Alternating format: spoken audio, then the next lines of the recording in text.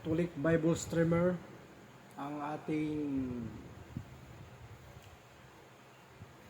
page ay huwag kalimutang i-like and share ang ating page, ang ating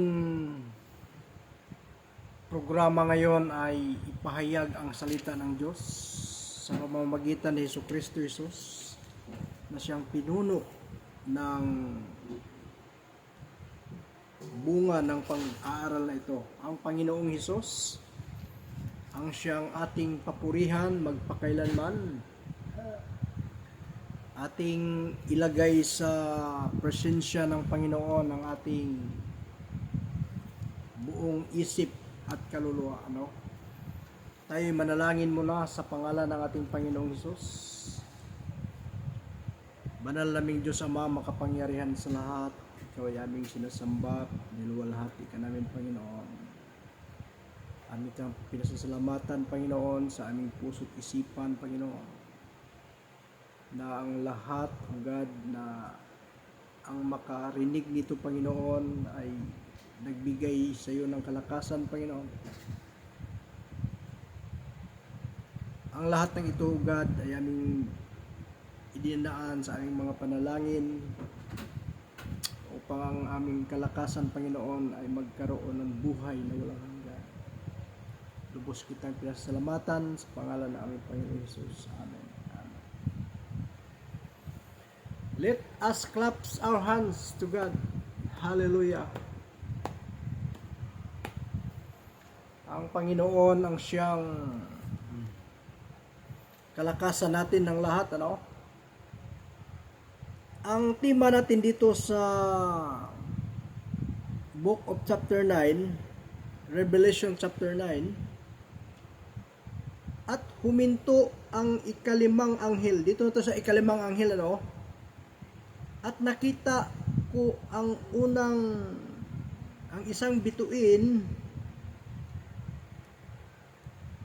na nahulog sa lupa mula sa langit, at sa kanya'y ibinigay ang susi ng hukay ng kalaliman, at ibinuksan niya ang batong kalaliman, at napailang ang usok mula sa hukay na gaya ng usok ng isang malaking lutoang bakal, at nagdilim ang araw at ang himpapawid dahil sa usok ng hukay.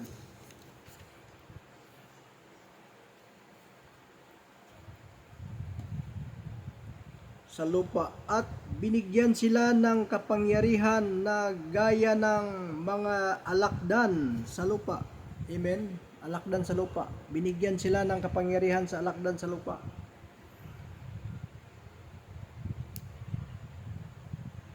At sinabi sa kanila na huwag ipahamak ang damo sa lupa,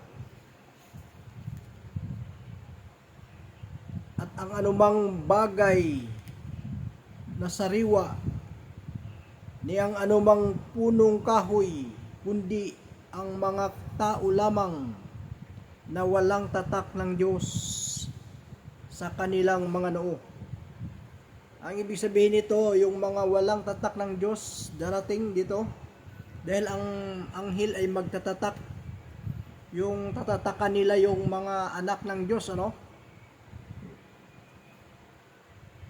At pinagkalooban silang huwag patayin ang mga ito, kundi pahirapan nilang 5 buwan, at kanilang pahirap ay gaya ng pahirap ng alakdan kung kumagat sa isang tao, mga brothers and sisters in Christ. At sa mga araw na yaon ay